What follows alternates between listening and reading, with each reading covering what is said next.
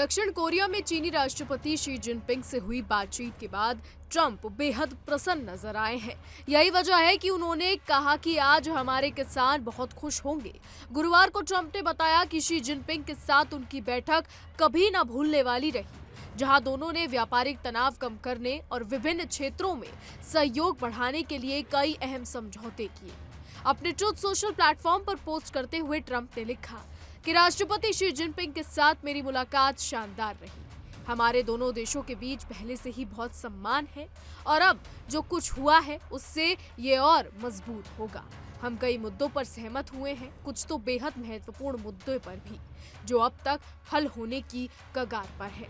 अब आपको ये भी बता दें कि ट्रंप ने यह भी बताया कि शी जिनपिंग ने चीन को अमेरिकी सोयाबीन, ज्वार समेत कृषि उत्पादों की भारी खरीद शुरू करने का आदेश दिया है। इसे उन्होंने अमेरिकी किसानों के लिए शानदार करार दिया। पोस्ट में शी को धन्यवाद देते हुए ट्रंप ने लिखा कि हमारे किसान आज बहुत खुश होंगे। जैसे मैंने अपने पहले कार्यकाल में कहा था कि किसानों को अभी से ज्यादा जमीन और बड़े ट्रैक्टर खरीदने की तैयारी कर लेनी चाहिए। वॉशिंगटन लौटते वक्त एयरफोर्स वन विभाग में पत्रकारों से बातचीत के दौरान ट्रंप ने पुष्टि की कि सोयाबीन और अन्य कृषि उत्पादों की बड़ी मात्रा में खरीद हो रही है, जो तत्काल शुरू हो जाएगी। राष्ट्रपति शी जिनपिंग ने इसे मंजूरी दी और मैं इसका स्वागत करता हूँ। ये एक बेहतरीन कदम है।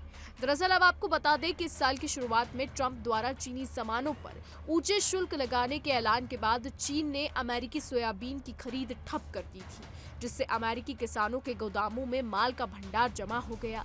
मीडिया रिपोर्ट्स के मुताबिक ट्रंप प्रशासन ने किसानों की मदद के लिए वित्तीय सहायता योजना पर विचार किया था, लेकिन हालिया सरकारी बंदी के चलते इसमें देरी हुई। अब प्रशासन एक राहत पैकेज पर काम कर रहा है, मगर बंदी की वजह से अनिश्चितता बनी हुई है कि आखिरकार ये मदद मिलेगी या नहीं।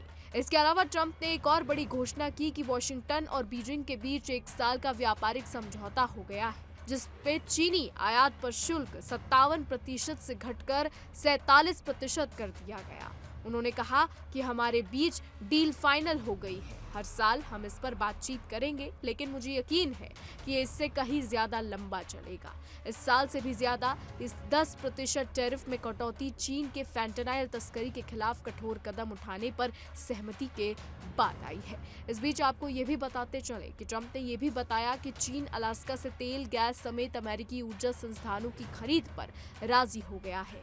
साथ ही दुर्लभ खनिज, चुंबक और अन्य जरूरी सामग्रियों का प्रभाव बिना रुकावट और स्वतंत्र रूप से जारी रखने को तैयार है।